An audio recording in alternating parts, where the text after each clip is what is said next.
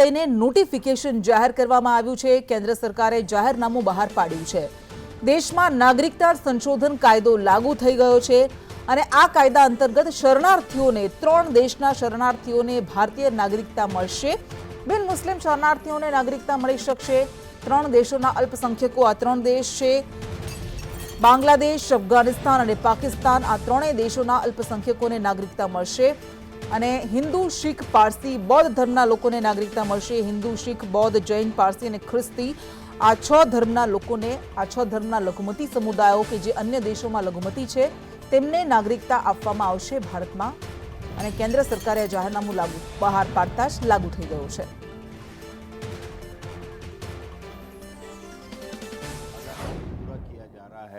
इसलिए मैं मोदी जी और विशेष रूप से अमित शाह जी को भी मैं इसका बधाई देना चाहता हूं कार्यकर्ता के रूप में। और मैं इतना ही कहूंगा कि जो भारत के पड़ोसी देश हैं, विशेष रूप से पाकिस्तान, अफगानिस्तान और बांग्लादेश, जहां पर अल्पसंख्यक समाज, वहां पे अल्पसंख्यक हिंदू होते हैं, सिख होते हैं, ईसाई होते हैं, इन समाज से आते हैं। उन लोगों को जो नागरिकता चाहते हैं क्योंकि वो प्रताड़ित होते हैं इन देशों के अंदर, उनको ये सहूलियत मिलेगी इस सीएए कानून से, तो उन लोगों को बहुत बड़ी राहत मिलने वाली है। भाजपनी केंद्रीय चूंटणी समितिनी बैठक मળી રહી છે। દિલ્હી કમલમમાં બેઠક પીએમ મોદી અને જેપી નડ્ડાની અધ્યક્ષતામાં મળી છે। બેઠકમાં ગુજરાત અને મહારાષ્ટ્રના ઉમેદવારના નામ નક્કી થશે। તેલંગાણા અને અન્ય રાજ્યના ઉમેદવારોના નામ પણ નક્કી થશે। કોર કમિટીની બેઠકમાં ઉમેદવારોના નામ પર ચર્ચા થઈ હતી। સીઈસીની બેઠક બાદ જાહેર થશે ભાજપનું લિસ્ટ।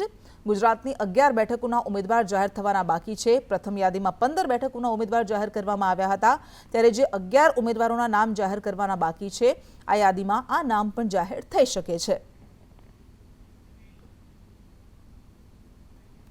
तो आ तरफ आज कांग्रेसनी सेंट्रल इलेक्शन कमिटीनी पण बैठक योजाई। मल्लिकार्जुन खड़गेनी अध्यक्षतामां મળનારી આ બેઠકમાં લોકસભાની ચૂંટણી માટે ઉમેદવારોની યાદી જાહેર કરવામાં આવનાર છે।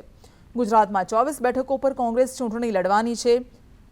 સૂત્રોના જણાવ્યા પ્રમાણે ગુજરાતની 7 લોકસભા બેઠક પર કોંગ્રેસે ઉમેદવારોના નામ ફાઇનલ કર્યા છે, જેમાં બનાસકાંઠાથી જ્ઞાનીબેન ઠાકોર, પાટણ બેઠક માટે જગદીશ ઠાકોર, ગાંધીનગર બેઠક માટે હિમાંશુ પટેલ, બારડોલી બેઠક માટે આનંદ ચૌધરી, અમરેલી બેઠક માટે વિરજી ઠુમ્મર, પોરબંદર બેઠક માટે લલિત વસોયા અને છોટા ઉદેપુર માટે અર્જુન રાઠવાના નામ ફાઇનલ થયાનું જણાવવામાં આવી રહ્યું છે।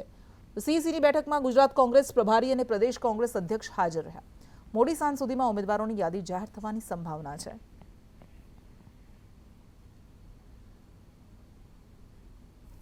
અને પ્રધાનમંત્રી નરેન્દ્ર મોદી ફરી ગુજરાતના પ્રવાસે આવશે। આવતીકાલે 1 દિવસના ગુજરાત પ્રવાસે પ્રધાનમંત્રી આવશે। સવારે 10 વાગે સાબરમતી આશ્રમની તેઓ મુલાકાત લેશે। આશ્રમ ભૂમિ વંદના કાર્યક્રમમાં તેઓ ઉપસ્થિત રહેશે। પીએમ મોદી કોચરબ આશ્રમને ખુલ્લો મૂકશે। ગાંધી આશ્રમ સ્મારકના માસ્ટર પ્લાનનું લોકાર્પણ કરશે। ગુજરાત રાજસ્થાનની વિકાસલક્ષી યોજનાની ભેટ આપશે। 10 નવી વંદે ભારત ટ્રેનનું પ્રસ્થાન કરાવશે। અમદાવાદ મુંબઈ વંદે ભારતનું ફ્લેગ ઓફ કરાવશે। અમદાવાદ અને જામનગર વંદે ભારત દ્વારકા સુધી દોડશે। સાબરમતી રેલવે સ્ટેશન ખાતેથી ફ્લેગ ઓફ કરાવશે। ફ્લેગ ઓફ ઉપરાંત 13 સ્થળો પર ઈ લોકાર્પણ અને ખાતમુહૂર્ત કરવામાં આવશે। રેલવે સ્ટેશન્સ પર 50 જેટલા જન ઔષધિ કેન્દ્ર શરૂ થશે। વન સ્ટેશન, વન ઉત્પાદન આઉટલેટ્સ ખુલ્લા મૂકવામાં આવશે। પીએમ મોદી નવા કંટ્રોલ સેન્ટરની પણ મુલાકાત લેશે।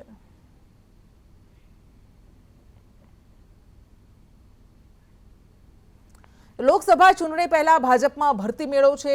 બીટીપીના અધ્યક્ષ મહેશ વસાવા આજે ભાજપમાં જોડાયા।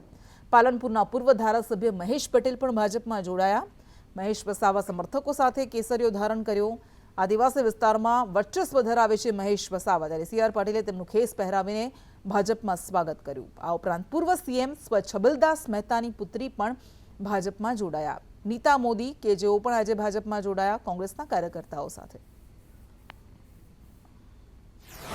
કે એમણે જે દેશની વિકાસની અને રાષ્ટ્રની જે વાત કરે છે, શિક્ષણ હોય, આરોગ્ય હોય, એમ્સ હોય, અત્યારે દેશ માટે એમણે જે જબરજસ્ત મોટું, કેમ કે આ 76 વર્ષની અંદર જે કંઈ કોંગ્રેસના લોકોએ કામ નથી કર્યું એ 10 વર્ષની અંદર માન્ય નરેન્દ્ર મોદી સાહેબ, અમિત શાહ સાહેબ અને અહીંના સીએમ ભૂપેન્દ્ર પટેલ સાહેબના અધ્યક્ષતામાં આ બધું કામ થયું છે। એટલે અમે એને પ્રેરાઈને આગળ હજુ પણ વધારે વિકાસનું આગળ વધે. ખાસ કરીને જે ટ્રાઇબલના જે પ્રશ્નો છે, જળ, જમીન અને જંગલ, શિક્ષણ, આ પ્રશ્નોને આગળ અમે જે કંઈ હશે આગળ લઈ જવા માટે કોશિશ કરીશું. ગુજરાતથી જ્યારે આદરણીય મોદી સાહેબે વિકાસની યાત્રા શરૂ કરી ત્યારે એનો રૂબરૂ સાક્ષી હું પણ છું. આજે દેશ અને દુનિયામાં જે ભારત દેશનું નામ ગુંજતું કર્યું છે, ગૌરવ કર્યો છે, એમને જે કામ કરવાની પદ્ધતિ, એમની જે મનની વાત દેશના દરેક નાગરિક, દરેક ગરીબ માણસ સુધીની વાત હોય, ખેડૂતોની વાત હોય, શિક્ષણની વાત હોય, એ સૌ જાણે છે. તો મહેશ વસાવા ભાજપમાં જોડાતા છોટુ વસાવાએ પ્રહાર કર્યા. ભાજપ કોર ઉંદરની પાર્ટી બની ગઈ છે, જે કોતરીને બધું ખતમ કરવા માંગે છે. કોલસા અને ખનીજને કોતરવા માટે પુત્ર મહેશને લઈ ગયા છે. ઝઘડિયાના પૂર્વ ધારાસભ્ય છોટુ વસાવાએ ભાજપ પર પ્રહાર કર્યા અને ભાજપમાં જામેલા ભરતી મેળા પર તેમણે નારાજગી ઠાલવી. આ બધા કોલુંદર જેટલા બી ગયા છે અહીંથી, એ બધા કોલુંદરો છે અને પોતે પોતાનું ઘર ભરી દેવા માંગે છે. પ્રજાને એ લોકોની કંઈ પડી નથી. એટલે હું બધાને કહું છું કે સજાગ થઈ જાઓ. આ ભાજપ કંઈ આ દેશના તારણહાર નથી. કેટલા વખતથી રાજની અંદર છે ગુજરાતમાં, 35 વર્ષથી. હજુ એનો ડેવલપ જ નથી કરી રહ્યા એ લોકો. આજે મોદી સાહેબને ખબર પડી કે ડેવલપ કરવાનું બાકી છે, એટલે આ લોકો જે જાય છે તે એવું વખાણ કરે છે કે મોદી સાહેબના ડેવલપથી અમે પ્રભાવિત થયા છીએ, એટલા માટે જઈએ છીએ. તો મહેશ પટેલના ભાજપમાં જોડાવા મુદ્દે જ્ઞાનીબેન ઠાકોરે નિવેદન આપ્યું.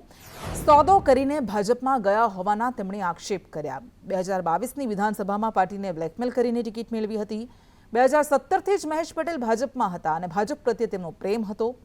કોંગ્રેસના ટેકાથી એમના પિતાશ્રી મંત્રી બન્યા હતા. કોંગ્રેસમાંથી કોઈ જાય એનો ફરક નથી પડતો. મહેશ પટેલે કોંગ્રેસના મતદારોનું દિલ દુભાવ્યું છે. એમને બહુ ભાજપ જોડે પ્રેમ હોય તો એમને ચૂંટણી 2022 પહેલા અથવા તો પતી ગયા પછી તરત એમને કદાચ આ વિચાર કર્યો હોત તો એમાં એ સ્વતંત્ર છે. પણ અત્યારે એ કયા સોદા કર્યા છે, કઈ વસ્તુને આધીન ગયા છે, એ જેમ દિવસો જશે ત્યાંથી જાણવા પણ મળશે. જે ભારતીય જનતા પાર્ટીમાં જાય એ કાંઈ બહુ પ્રેમ જોઈને કે ઓલા માટે તો જતા નથી. કાંઈક ને કાંઈક હશે. જગદીશ ઠાકોરે ચૂંટણી લડવાનો ઇનકાર કર્યો. નાદુરસ્ત તબિયતનું કારણ તેમણે આગળ ધર્યું છે. પાટણ બેઠકથી કોંગ્રેસે ચૂંટણી લડાવવાની તૈયારી કરી હતી. ગત વખતે તેઓ ચૂંટણી લડ્યા પણ હતા અને હાર્યા હતા. આ વખતે તેમણે ચૂંટણી લડવાનો ઇનકાર કર્યો છે અને તેની પાછળ નાદુરસ્ત તબિયતનું કારણ આગળ ધર્યું છે. આ વખતે ચૂંટણી નથી લડવી અને સમગ્ર ગુજરાત કે ઉત્તર ગુજરાતમાં નવા લોકો કઈ રીતે આવે એ માટે ગુજરાતના નેતૃત્વ સાથે ચર્ચાઓ કરી, અમારા ઇન્ચાર્જ સેક્રેટરીઓ સાથે, જીએસ સાથે ચર્ચાઓ કરી અને નિર્ણય આખરી તબક્કામાં આવી રહ્યો છે. મારી 1-2 વર્ષ પહેલાની નાદુરસ્ત તબિયતનું પણ એક કારણ છે.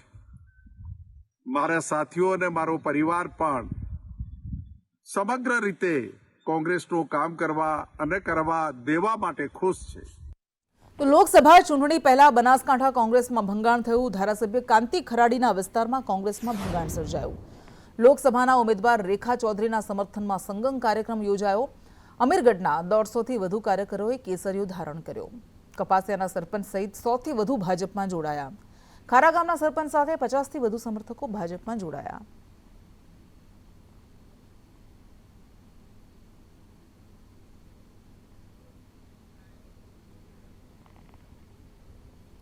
તો ભરૂચ લોકસભા બેઠક પર વસાવા સામે વસાવાનો જંગ છે. સાંસદ મનસુખ વસાવાએ ચૈતર વસાવા પર પ્રહાર કર્યા. તેમણે કહ્યું કે ચૈતર વસાવા ખાલી કાગળનો વાઘ છે. ભરૂચ બેઠકથી મનસુખ વસાવા સામે ચૈતર વસાવા ઉમેદવાર છે અને બંને વચ્ચે વારંવાર પલટવાર સામે આવતા રહે છે. આદિવાસી છે તો જંગલમાં ફરે, કે સિટીમાં ને ગામડામાં થોડો ફરે. એ તો કાગનો વાઘ છે. ખોટી લોકોને ભરમાવાની વાતો કરે છે. એની પાસે નક્કર કોઈ મુદ્દા નથી. પાર્ટીનો એવો કોઈ એજન્ડા નથી કે અમે દેશના માટે આમ કરીશું, રાજ્ય માટે અમે આમ કરીશું, આદિવાસી માટે આમ કરીશું. ચૈતર વસાવાને એમ પૂછું, આદિવાસીઓ માટે હક અને અધિકાર માટે એમની પાસે કોઈ એજન્ડા છે? લોકસભાની ટિકિટને લઈને જ્ઞાનીબેને સ્પષ્ટતા કરી. તેમણે કહ્યું કે મને પક્ષે લડવા માટે સૂચન કરી દીધું છે.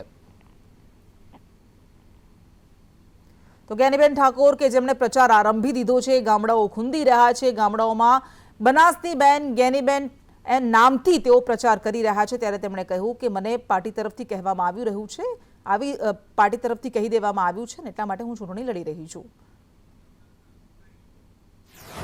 બેન, આપનો પ્રવાસ શરૂ થઈ ગયો છે, ગામે ગામમાં પ્રવાસ શરૂ કર્યો છે. શું કોઈ સંકેત મળ્યા છે લોકસભાની બેઠક પર આપ ઉમેદવાર રહેશો? આમ ગણવા જોઈએ તો બનાસકાંઠા જિલ્લામાં જેટલા કોંગ્રેસ પાર્ટીના ઉમેદવારો ટિકિટ માગતા હતા એમને સર્વાનુમતે જ મારું નામ પહેલા નંબરમાં મૂકી અને એમને કહ્યું હતું કે બેન પહેલા નંબરના ઉમેદવાર તમે છો, અને એ પ્રમાણે મવડી મંડળે મન મનાવીને ત્યાં સિંગલ નામ જ મૂક્યું છે અને આજે જાહેરાત પણ થઈ જશે.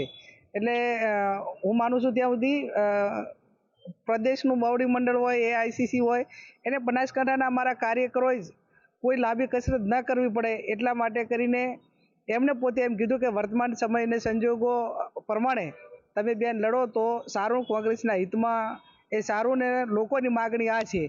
મને બનાસકાંઠાની જે તાસીર છે અને જાતે જ લોકોએ જ્યારે સૂત્રો બનાવ્યા હોય કે બનાસની બેન જ્ઞાનીબેન, એટલે ખૂબ ઉત્સાહપૂર્વક યુવા વર્ગ હોય, મહિલાઓ અને આમ પ્રજાની અંદર એક પ્રજાના પ્રતિનિધિ તરીકે જે મારી કામ કરવાની પદ્ધતિ અને એના સાથે અનેક વખત મને ઘણા બધા આગેવાનો, કાર્યકરો અને યુવાનો કે જેને રાજકારણ સાથે પણ કંઈ લેવા દેવા ન હોય છતાં પણ ફોલો કરીને મને અવારનવાર કોન્ટેક્ટ કરતા હોય છે.